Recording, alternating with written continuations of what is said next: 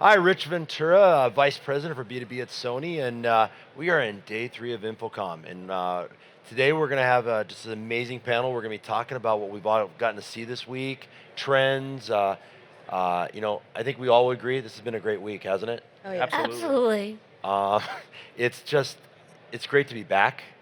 I think I was talking to somebody, it's been 4 years since we've all been back in Vegas. We are back, baby. Yes, we are. We are.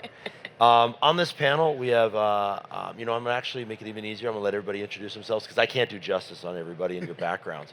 We're going to start with Gina on my left, and we'll move down to Frank and Pete and Alicia. So if you want to go ahead and start, Gina? Sure. My name is Gina Sensavero. I'm Vice President of Marketing and Corporate Communications at Atlas IED. Do you want to know anything else? You're good. Okay.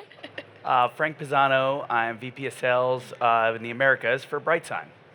G'day, I'm Pete Coman. I'm the CTO for PTS, People Technology Space, based in New York. Awesome. I'm Alicia Henley. A lot of people know me for the content creation, but I'm also the business development rep at Audinate. Excellent. Well, I thank you all. I mean, it's been a busy week for us all, and I appreciate you spending some time with us. Hopefully your feet are doing great, your voices. I know we're teetering, right? It's that A little Vegas, shaky. that Vegas air and Yeah. everything else. We'll say it's the Vegas air, right? Absolutely. Awesome. So, I think one of the big things we all want to talk about and what we've all seen is just, what do you think this year? Gina, what do you think?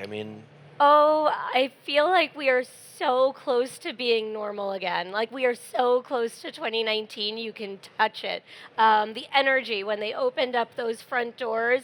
I'm in West Hall, so it was the new hall. So they did the opening ribbon cutting right there, and they opened up those doors, and it was just this rush of energy before you saw this crowd come in, and you're like, oh my gosh, we're back. And if for nothing else than that sense of community, that sense of the AV industry walking into a room and saying, okay, this is ours again, it was really, really exciting. Yeah. No, I couldn't agree more, Gina. It's actually funny because the 3 years or 4 years that we've been off, I think the hard part getting back into is the really late nights and the really early mornings. It might be the age factor as well, but I think what's happened is on my walk to the show, I'm like, how am I going to do this? You're starting to look at the clock and you're like, I got like 16, 17 hours of this, right, before you go into the evening. But just like Gina said, you walk in the door and it's just that rush of energy, and then the time just flies by. I don't think I've ever had a meeting schedule and an evening event schedule even as packed as this, even prior to pandemic. Definitely. Well, I was one of the few that actually attended InfoComm 2020 in Orlando, right? And it was like a ghost town. But I must admit that it was great that Avixa put on the show. I think it was important for the industry that the show went ahead, as small as it was, and with a limited number of attendees and exhibitors. But I agree that it just really felt like on Wednesday when I walked into the West Hall, I was like, wow. And to walk past all these exhibitors and their stands were packed, Right. it was so great. And it really, really felt like that we're back. And I'm so glad, because I was worried about how this show was going to, how well it was going to be attended. Yep. But so pleasantly surprised. And it's credit to Avixa and credit to the exhibitors and credit to all the attendees here, because this is what the industry needs. And I think aside from attendance from 2022, because we were there too, you saw a lot of pared down booths in 2022 where, you're not bringing as many people, you're not bringing as much equipment, you're not bringing the big, huge structures that you would normally bring, right? It was kind of paring back on the budget and everything like that. Right. Whereas now you walk in and, oh my gosh, you're overwhelmed with that sense of, holy mackerel, people are investing in this again. Yeah. So. Yeah, and that's a good point to bring up, because 2021, we were all like, what are we doing? Yeah. We were like, don't touch me, stay away. It was just this weird energy. And when I got here on Tuesday, just walking in, like the show hadn't even started yet, and it was just that energy that Gina's talking about. But a good thing that I like, especially in this booth, Rich, what you all are doing, you're still keeping that hybrid experience, right? Some people have completely lost the hybrid experience, right? But I think the availability of having that choice, whether you want to come back in person or have, watch us wherever you are in the world, you still have that option, but the vibes just still feel right. Really It great feels point. like we're back no matter Yeah. where you are on the other side of the camera or here. It just feels right. Absolutely. And the Yeah. 6,000 hugs, that was great, right? Yeah. I remember even The hugs is the last year best I was at InfoComm too, and it was more fist bumps or like stay the hell away from me kind of moments, right? And now this has But been you like, should be used to that. yeah, damn it. You had to put me next to her. You know, and I think you all hit on two really big things. One was the booths, right? Yeah. A lot of investment in the booths. I mean, obviously, we're in our Sony booth here, and we made a lot of investment, but you saw that everybody made investments in their booths. And the other thing was, how do we continue the conversation after the show, during the show for people who did not make it? That was a big focus of what we're doing here, and with this panel and everything else, is how do we continue that conversation well beyond just what's going on here, right? These 3 days, amazing, but this conversation's got to keep going and going, Oh, yeah. and drive as we go to InfoComm 2023 Yeah. and beyond and beyond. So no, this has been, it definitely, you get that feel of we're back. It's a little, you got a little couple things still, but it definitely, it's amazing. So, thinking about what you've seen this week, and Pete, I'm going to start with you. Trends, because I know that's one of the big things you're looking. Yeah. You're wandering around. What's trending? What's happening? Because you got to bring that back to your customers. Yeah, absolutely. What are you seeing? Okay, well, funny enough, you guys actually have a product here on your stand, which is the spatial reality display. So, for me, the trend of having 3D virtual reality experiences, so that's great that you have that display, the 3D display. There's a company in the West Hall called Modus VR. Right? They're a virtual reality audio-visual design tool, and the first thing I thought of when I saw your display, I was like, okay, how do I combine the two? Yeah. Right? To show our clients what this experience could be like, because like when we're designing, we're designing on paper, it's very hard for people to get our clients and people who are involved in the project, it's hard for them to get their head around the experience. Because that's what it's all about. It's all about the experience. It's not about the display. It's not about the microphones. It's about the experience. Absolutely. And to help us do that, having a design tool like Modus VR to create this virtual reality space that we can explore, and having a display such as the spatial reality display to actually show that, I think is a real game changer. So we're starting to see more and more of that, which I think is great. Yeah. So, Alicia, I know you've been running around doing videos and interviews and conversations and Yeah. chats and everything. What are you seeing? So 3 things stood out to me this week. The whole XR, VR kind of thing, I think our industry is paying more attention to that clearly because we're trying to create that experience, again, to Pete's point. That was definitely huge in a lot of booths, right? We're trying to make sure we have that hybrid experience and in-person experience. And then I saw a cool little booth called RVonAV, and they're focused on the software side of it. Basically, how do we make our hybrid experiences exciting, right? Not just from a 3D perspective, but the actual software of it, right? Not just Zoom screens or things like that, actually adding in the engagement part of it. Exciting. And then, of course, AV over IP. Yeah. That's my jam. We're kind of at this point where we're not having this debate anymore. We all recognize the convergence is finally here, thank God. And you saw a lot of it on the show floor, right? Talking about a lot about NDI, talking about Dante AV, how this all plays together and how you utilize these different type of technologies in all your different spaces for all your different clients and their preferences, right? So a lot of engaging conversations, new technology, which I was kind of, up and down about. Like, is there going to be anything new here? But there actually was when you go and find it. So Yep. that was the 3 things for me. I'm excited about it. So, Gina, what about you? What do you see? So I was just talking to somebody prior to this interview, and we were talking about the different partnerships that we've been seeing. Right. That's a So good we one. see a lot of non-competitive and competitive collaboration going on right now. I think in order to strengthen the industry, listen, no tech company is immune to the fact that there are supply chain issues, right? And I'm sure that we'll end up talking about that at some point. But the strength of the industry is really only fortified through those partnerships. And I think you're finding a lot of partnerships that might be surprising to you and might say, oh, that doesn't seem that intuitive. I'm looking forward to seeing what comes out of this. So technology aside, I think that that's going to be a big trend of this show. Perfect. Yeah. Frank. in normal years, this would be a really hard question to answer because I usually am relegated to the bright sign booth the whole time. But this year is a little different. It's actually great. Well, your staff, not being a homer, but have showed me some great stuff in here with spatial reality. I agree, and that edge analytics was awesome. But there's a ton of LED. But bright sign's under new ownership, really around October, November timeframe, and they're not really. It's a private equity that's not really in the business. So I got the opportunity to walk them around yesterday. So I actually did see a lot of technology. It was very cool. I actually equated it to be like taking an 8-year-old to Disney World for the first time. They had never been. Their eyes were wide open. I think some of the things that we saw, obviously in this hall, a ton of LED and some amazing stuff, but the content has come so far over the last few years. Some of the content you guys were showing in your booth, Rich, was absolutely spectacular and around. I think that's come a long, long way, and it's been awesome. I might just want to sit down and watch it for a while. Yeah. So it's been great, but taking them around and teaching them around the ecosystem and how all of these things are connected was really cool, and dumbing it down, which is easy for me. I'll say it before you do, but dumbing it down to somebody that doesn't know anything really about our industry was really cool to show them what we're accomplishing this week is really cool. Yeah. No, totally. And I think one of the things that I noticed as I got to walk through the halls and everything is how much our channel partners, the integrators and the distributors, are also making a technology statement in their booths and their spaces. It isn't so much about, hey, come buy from me. They're actually doing huge technology statements in their booths as well. Yeah.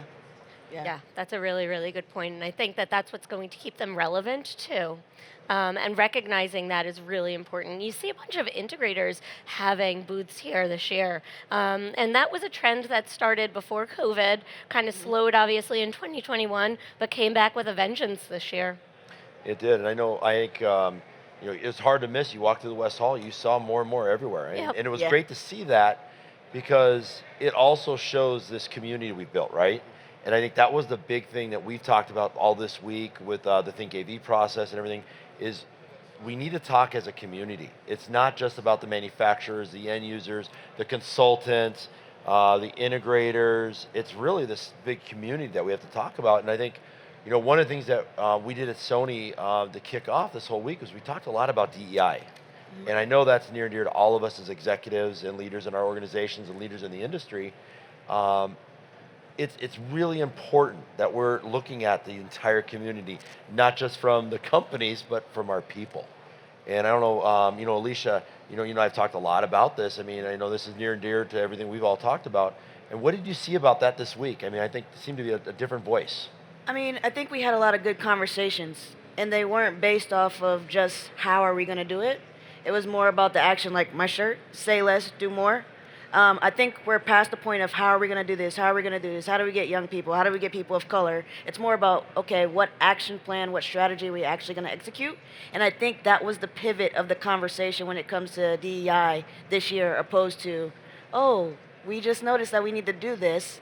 Now we're actually noticing that we need to implement action. And that was a huge point from all of the conversations I was a part of, all of the conversations I've seen on different stages throughout the week. And I think we're all feeling that. Like, we want to see the change. Now we're actually all going to actually put in the action to create the change. And that's what it takes. It needs all of us to do our own little individual parts. So I'm excited about it, right? Because I was getting fed up with the how-to conversations. I can't lie to you, Rich. I was like, please, can we just all do something already, right? How do we work together to actually put these these actions in place? And the Avixa Foundation did a great job. Yeah. They had the scholarship winners out here. I was able to meet them.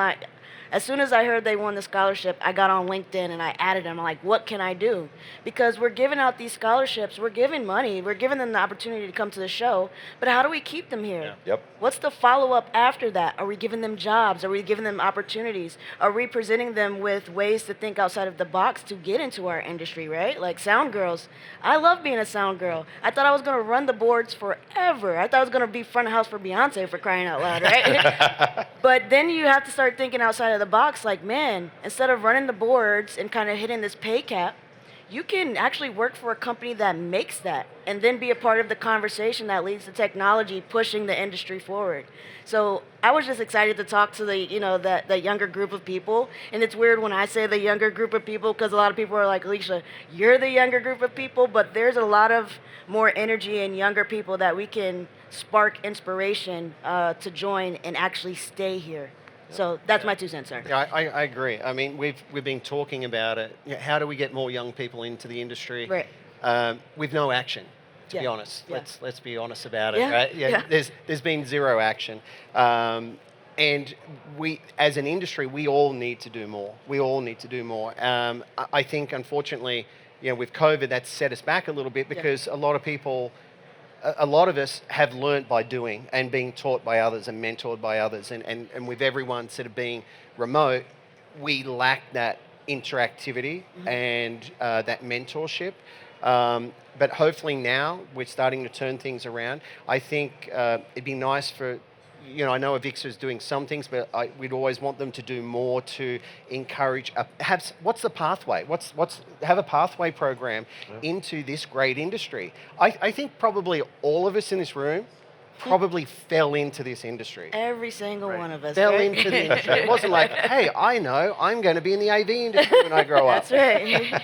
No, we. You know, I met somebody last night who did push the AV cart in high school and knew that that's what he wanted to do. There for you the go. rest of Well, his life. that's good, but we need to, as I said, have some sort of pathways and education programs for those young people and show them the opportunities that exist in this great industry. Yeah. I mean, now it's not an AV cart anymore, right? Kids are actually doing broadcasting for full blown stadiums at their high school. Like, they are hands-on with it. They just don't know about this. They don't know all the opportunity that's here at this show and here in this booth with Rich and all of you, right?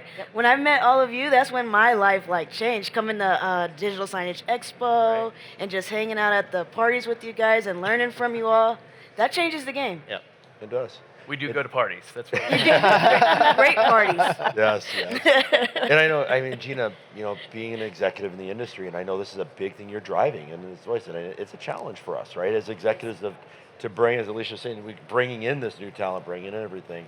Are there things that you're seeing, you know, through Avixa or even through Atlas ID and other groups that you're involved in that's helping drive that message? Yeah, and I think more than a challenge, it's an obligation. Yes. It's an obligation at our level to be able to promote that DEI efforts within our own organizations and within the industry. A couple of things that I have seen, and one of the things that I learned yesterday at the Women's Breakfast is that 30 years ago, women made up 6% of our industry. And 30 years later, we make up 14% of the industry. And that we only doubled in 30 years. And that is something that when Corey Schaefer came up on stage and she said one of her biggest disappointments is that we were not able to do more in 30 years. I mean, the world demographics show that women make up 52% of the world population. Can we get close to that? How do we scale our initiatives? Doubling is great, but when you're going from 6 to 14, that's not as impressive as going from 14 to 28 or 30 or 35. So how do we scale these efforts and how do we make sure that the passion continues, the momentum continues, and not just with women, but with the different age groups, with people of color, with different cultures, being able to kind of pull all of the communities together and say, okay, let's work together, let's scale this, let's grow this, and let's not do another 7% or 8% in the next 30 years. Let's really get this closer to world demographic numbers. So again, it's our obligation to continue that. Yeah, definitely. Yeah, as executives in the industry, we do have to keep pushing that, and then that's up to us as individuals. I think what Avixa is doing is pretty incredible, actually. I serve on the leadership search committee. I know you have as well. I think everything DEI is part of it in every discussion right now. I've had the opportunity to look at this next generation of what's going to drive this industry, and it's a very diverse group. It's incredibly diverse. Not only, you know, is it women and men, but it's people of color, it's people from different parts of the world. And I think they've done a really good job of driving that conversation. I think now it's up to each individual organization and the executives to keep pushing that forward. I think Avixa is doing a good job. It's now, the onus is now on us. Yeah, it's really our responsibility. I mean, Avixa is our avenue, but Right. it's really all of our responsibility. And with Sony, it's a huge part of our culture, and I know it's a very big part of culture of all your organizations as well. Yeah. Absolutely. So, taking a little bit of a little turn on this, let's talk a little bit about the health of our industry. We've gone through a lot these last couple of years. I mean, if we think about supply chain, we think about companies merging, companies disappearing. We've seen a massive migration of people from different companies that are happening. Yeah. What do you think the health of this industry is? How do you think we're doing? That's a big question. It is a Great huge question. That's a great question. Well, I would say that, okay, I would relate it to, for what we do, if there is churn, right, that's healthy. Like, well, I'm not talking necessarily about people, but I'm talking about churn with businesses moving around from one location to another, having that churn. That's healthy for what we do, right? Because there's movement there, right? So company moves from one building to another, someone moves in there, all that kind of stuff. So the fact that people are moving around, I think they're looking for new opportunities, and I think they get a fresh perspective, or they bring a fresh perspective to those organizations. So yeah, there's been a lot of movement, but I think that's a good thing. And you bring those experiences from your previous organization to the new organization, and you learn new cultures and things. So look, I think it's good. Personally, I would like to see more organizations back in the office working together. Right? That's the big thing for me, because, like I said, I get sick and tired of this argument on LinkedIn where it's like, oh, I'm more productive when I work from home. And it's like, yeah, great, that's fantastic. That's a very selfish attitude. You should be with your people, right? You should be educating those people and collaborating with them and mentoring them. And so we're building up this team. I want to see more of that. That's what I want to see. Less remote work. Let's get back to the way we were, and let's be in person, like this event, right? Like we had an event last year. It was small. We missed the event the year before. How good is it being back in person with everyone and everyone bouncing and feeding off each other? Yeah. I think that one of the things that I see when industries like ours end up weathering some storms is it fuels innovation, right? It fuels creativity. You'll see a lot of new startups coming up because people had these ideas when they were laid off because of COVID, or because the economy wasn't doing well, or because they couldn't sell product. You'll see a lot of these startups start popping up, and they'll have innovative products similar to what Alicia was talking about with this new company that she saw today, and a lot of it will be software based. And I think that what we'll also see is organizations getting very creative in how they position their product, right? A product that was originally developed for a certain market will now be repurposed, remarketed, filled with a bunch of firmware updates for enhanced capabilities, and now put out to different markets, right? So I think you're going to see a lot of creativity in the industry because of weathering of these storms. And one of the things that we'll end up benefiting from is kind of being able to see how we integrate into, as you said, the ecosystem that is audiovisual and IT. Yeah, I think the partnerships that have been coming out of these last 2 years have been crazy. I mean, obviously that's been a big focus for us. I know Frank, I know you guys announced some partnerships as well. I think partnerships have been just, we've all realized we can't do it ourselves. We have to do it together. Mm-hmm. Yeah, I mean, you can look at you asked about the health. I mean, I don't know how a group of people that sells audiovisual that's mean to be heard and seen weathers the storm as well as we have. I think it's been outstanding. I mean, we didn't have live events for a few years, right? That's part of the Avixa world. I think the consolidation that's happened and all of the acquisitions, I mean, it's happened with our distributors, it's happened with our integrators, and it's happened amongst the manufacturers too. And none of them have really happened where I scratched my head and said, that didn't seem to make sense. Almost all of them, I am like, oh yeah, that makes sense. And I actually think it's strengthened the entire industry with a lot of those things happening. I think the health of the industry is great, considering what we've gone through with COVID and the supply chain problem. I mean, Right. it really, with what we've gone through, the industry shouldn't have a heartbeat right now. Yeah. right? Yeah. Because we can't get product and people have been working remotely and all those kinds of things. So factoring all that in, I think we're in a really solid place. And once again, I think this show, seeing all the people and the exhibitors, is a clear example of the good health that we're in, considering the circumstances.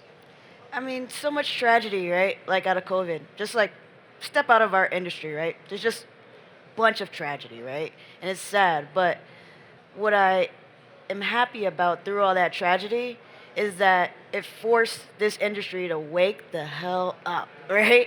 Like DSE was very big on partnerships. That's how I met Audie, right? You guys were partners and we're all in the same place. We're doing business because you understood content, you understood the software, you understood the hardware. You understood that everybody needs to work together to obtain and create this experience.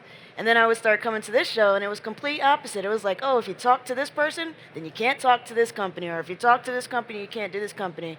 And when COVID hit, everybody is now forced to legit pivot and get out of this kind of stubbornness that was, weird stubbornness thing going on, and actually work with each other and realign and figure out a real strategy. So I think our industry has a huge opportunity to be better, and not just in so many different ways, right? So I think we're gonna have a really solid game plan, and I'm excited about all the strategies that are coming from the show. Just talking to the manufacturers and so many different people, it's like, oh, everybody has a game plan now. Yeah. Yes. Yeah. Now we can actually maybe get ahead of IT. I don't know. But I love that perspective. That's a great point. Yeah, and we brought up the supply chain mess. I mean, that's hitting us all, and obviously we're dealing with a really big issue right now with Shanghai and the shutdowns. How have you seen this industry react? I think I've heard the word patience for the first time. You always used to worry about calling a customer and say, hey, we're not going to get you the product on time. Now there's patience. People are looking at new ways of using the products. I mean, what are all you hearing and seeing? For us, I mean, we're ahead of most people in the sense that we're designing projects 6, 12, 2 years in advance. And I think everyone in the industry, not just the AV industry, but the construction industry, they get it, they understand, they know. At the start it was like, can't we just use something else, right? And it's like, no, they're not available. The chips aren't available. Everyone's got the same problem. Right. So what we're doing is, fortunately, most displays are available and things like that, so we can still get content up on the screen. So what we're doing is designing a kind of a hybrid room. So we're doing the full design for the room. They are aware, the client is aware that they're not going to get all that functionality on day one. We're giving them minimal functionality. We're giving them the ability to connect to the display. We can get speakers, microphones, displays, those kinds of things. So we're doing that and making sure that we're getting these orders in as soon as we possibly can. As soon as the design is solidified, we're speaking to the manufacturers, we're securing stock, albeit 39, 42, 57 weeks in advance. We are doing it because we need it, right?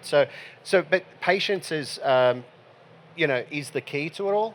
And that's what we're doing, and I think the industry, we're just living with it, unfortunately. I think that one of the things that I've kind of experienced is if this was happening solely to the audiovisual industry and it didn't affect any other industries around us, it would be a little bit more concerning. It would be a little bit more frustrating. There would be less patience for it. But it's happening. You can't get a car right now. You can't get a computer. You can't get anything right now. So I think everybody is in the same position. I think every industry is in the same position. And so, to Pete's point, just kind of be transparent with your suppliers, be as forthcoming with information to them as possible so that they can get you on the list, they can get stock allocated when it comes in. And then, I feel terrible for our integrator partners who get paid at the final, like when a system is commissioned. My goodness, that must be wreaking havoc with their cash flow right now. Right. So being patient with our systems integrator partners and being able to tell them, okay, we understand about late payment, we can be a little bit more flexible with credit terms, whatever that might be, I think that becomes really important for us as suppliers to be able to recognize. I mean, the challenge for BrightSign is we built our company based on having product, right, and having stock. We had 4 series of players. We always had them in stock. That's how we built our business. around versus a PC, which a lot of times was customized and took a little longer to get.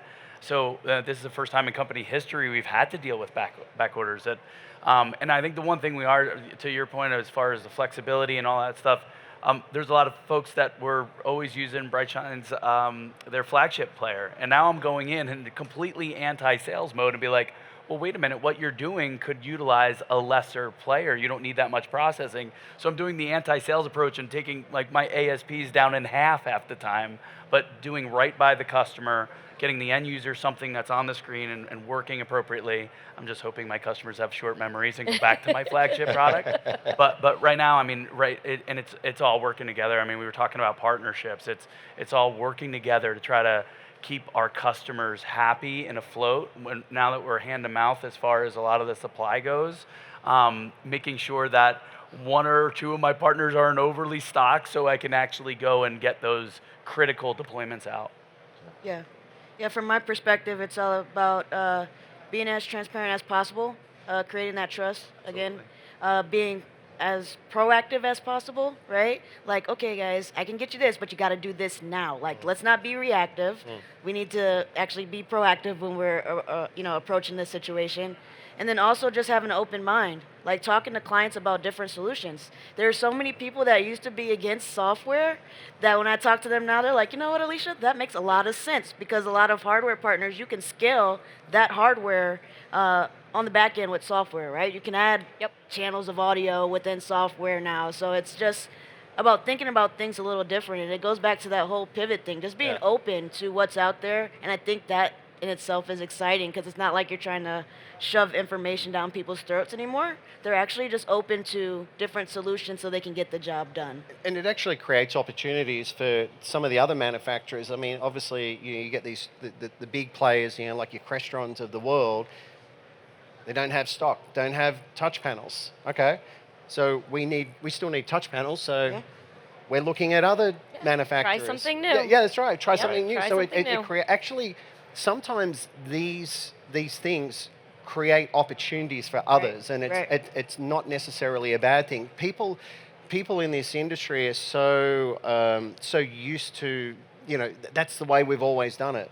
That we always use that product. Okay, well, you can't get it now. What about this product? Okay, and opening their eyes to what else is out there on the market. So maybe some of the smaller players are actually rubbing their hands together, the few that may have stock, and to be able to supply, this equipment, and maybe that becomes the client's new standard from that moment on. And you'll see a lot of the Miracle on 34th Street type of strategy, I think, where, we might not have this in stock, but you should go try this company because I heard that they got, and kind of building relationships, maintaining relationships that way, being open, again, with your partners, and being able to say, they're a good quality product. We understand that you've kind of standardized on us. We hope that you come back to us, but they have what you need right now. That's probably why so many partnerships have started, right? It's like, oh, hey, let's work together and split this 60-40, we have what we 80-20, whatever it takes. Let's just make everybody happy and make this money any way we can, right?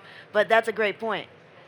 Yeah, and I think the biggest conversation, the biggest challenge we've always talked about has been the IT versus AV conversation. And I think this changed that conversation. Oh, yeah. Because, I mean, how many booths have you gone through that you've seen cloud applications in their booths? Yep.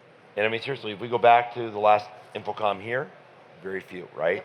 So a lot of cloud applications in the booths. A lot of focus on IoT, device management, being able to take virtual computing to do delivery of content across multiple screens. Yep. That's become a necessity because of the challenges we've had. Right. And I think that also shows the resilience of this industry. And it also shows the fact that we're, as manufacturers and as consultants and technologists, we're listening to the end users. We're listening to the market. Yeah. So I think as we kind of get a little bit closer towards the end here, I think one of the things I'd really like to hear from each of you is, what do you see now? I mean, InfoComm's almost over. We got a few more hours left. It's day 3. What happens next? Vacation. I don't know, go to the massage parlor. But I mean, we've got these conversations that have happened this week, right? And the goal should be these conversations should never end. Right. Yeah. What happens next? I think Alicia and I are probably going to have the same answer. Is that we've both been going around creating a lot of content, Yeah. and it takes a while. It's one thing to capture the content. It's actually another thing to actually sort of package it all together and release it. So I know over the next couple of weeks, with everything that I've captured here, I'm going to be putting that together and putting that out and showing the people who couldn't attend the event, or even people who did attend the event and maybe missed something that we happened to pick up. So that will be going on probably for the next couple of months, and Yeah. to keep that content out there, keep it relevant, keep the interest in the show, in our industry. I think that's I think it's important for us to all do that. So yeah, that's what I'm going to be doing. I mean, I agree. That's people say, Alicia, oh, you've come so far, and since I've seen you last time, and it's like, yeah, I have, but it's been like this constant thing of putting out content, coming to these shows, investing in being here, investing in meeting people like Gina and Rich and all of you. Like it's a whole process. So of course the content, yes. I'm gonna plug my YouTube channel because if you haven't seen day 1, day 2 yet, be sure to go to the Smooth Factor on YouTube, check that out.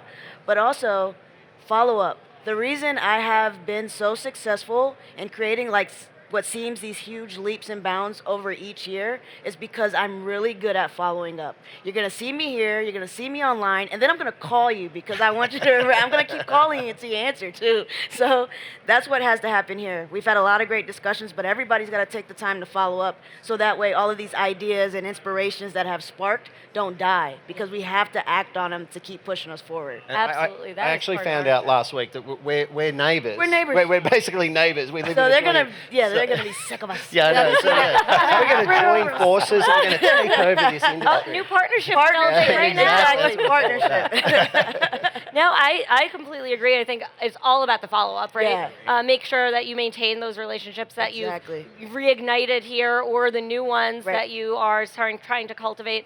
For sure, obviously, from a manufacturer's standpoint, you're going to follow up with everybody that you met, make sure that they understand the value that you provide, make sure that you're a resource, all of that fun stuff that we kind of have as part of our sales and marketing processes post-InfoComm. But one of the things that I think is really interesting about this year that's unique, and I hope never happens again, is that ISE was 4 weeks ago, Yeah. right? So we had the energy and the amplification of our industry voice through ISE. 4 weeks later, we have InfoComm and Cisco Live, by the way, in 2 days, right, at Mandalay Bay. And so we have an opportunity to continue to ride this wave of energy of, oh my gosh, we're back.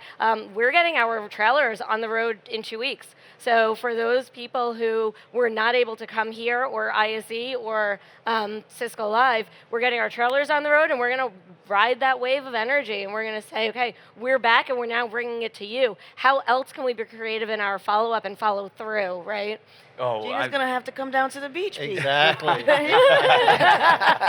Beach? What? Beach? Yeah, I'm yeah. there. I'm Yeah. there. My toes need it, believe me. That's great. I mean, the follow-up, I think I couldn't agree more with follow-up, and I don't think it's ever been as hard as it is now to do, because as Gina said, I mean, we're coming off ISE, we're going right into InfoComm, and then everyone is cramming a ton of things into the second half of the year. You got marketing departments that are excited, people are getting back together, and everything is compressed. So follow-up is obviously necessary from all of these shows, but it's becoming even more and more challenging because the events are right on top of each other. Our integrators and our distributors are back doing events. Our manufacturers are doing road shows. And it's everything is on top of each other. But if we don't follow up, we lose all of the momentum we've gained. Yep. Yeah. Yeah, and I think that's the thing we don't want to have happen. Is Right. We've got, think about it, we have a year till InfoComm in Orlando. Right. And I mean, it sounds like you go, it's a year. It's a year. And there's a lot that happens over these next 12 months between our businesses and all the stuff we're going through. And you don't ever want to sit back and so I'll just deal with that in 12 months from now. Yeah. You have to keep this conversation going, whether it's about DEI, whether it's about product inventory, it's about technology innovation, it's about strategies. We have to maintain that. So, I am going to throw us to InfoComm, 2023. God, 2023. Is that- 2023. I know, but think about it. We're in Orlando. Hopefully the humidity, well, we all know what the humidity is going to be like, right? What do you tell those people that didn't make it this year who've never been in, I mean, Alicia, we talk about when you first came to shows that we started talking, how do we get those individuals to go to InfoComm next year? I mean, it's a great question, but I think, oh no, I think I lost it. Oh, Okay, you're there. sorry. Okay. I think it's a great question. I think that one, this type Yeah. of hybridization sells it. You know, you have that FOMO. FOMO is real, Oh, it's a especially real in thing. our industry. You don't know who you are working for, with, or against next week because of that churn, because of that movement. And I think that people love to see the innovation, the creativity from our industry. So for sure, maintaining that content development, maintaining that hybridization, creating that energy, and maintaining that energy is going to sell in Orlando 2023. I think a lot of the new exhibitors here this year, or the exhibitors that were kind of expected but are really interesting, the Intels, the WebEx, the Microsoft, those are going to pull in a lot of, I think, people who are curious about the new integrations and the new partnerships. So I think we're already selling Orlando 2023. And my one piece of advice is bring hairspray. Well, no, I don't have that problem. Yeah, he just needs to bring a towel. I think. No, I absolutely couldn't agree more with that too, because this show has created a ton of buzz. ISE created a lot of buzz. I don't think we're going to have an issue of getting that many issues of getting people to InfoComm next year. I've even heard from some people that haven't exhibited this year because maybe they didn't know what the pandemic was going to look like in 2022. Maybe they didn't put enough marketing budget in according to that. So I think you're going to see those people all come back after seeing what this show has been. I mean, the buzz, the energy we keep talking about. I mean, that if you're not feeling that, you obviously, you're going to watch it. If you're not here, you're going to be watching it because of these hybrid events. So I think I'm excited already. We didn't even leave this one. We're not even done. We got another half day, and My we're poor excited. Tootsies are not as excited. Yeah, I think this show this year has gone a long way to creating a successful show next year. As I said, last year at InfoComm, after being there and experience what we experienced, you're like, wow, what's this year going to be like? And I think this show gives everyone confidence, regardless of if you're a client, a consultant, an AV contractor, a manufacturer, wherever you sit in the industry. I think everyone can get something out of this show, and I think the proof is in the pudding. Like actually being here, and the people who weren't here. People like us are going to be talking about it, going, what was it like? I've got, friends and colleagues and that back in Australia. It's like, what's the show like? Because everyone was a bit nervous. But it's been fantastic. So I think that'll go a long way. I think AVIXA are creating a lot more content themselves and creating a lot more interest in general. So that draws attention to it. Hopefully we get back on our regular schedule with ISE earlier in the year and InfoComm in the middle of the year.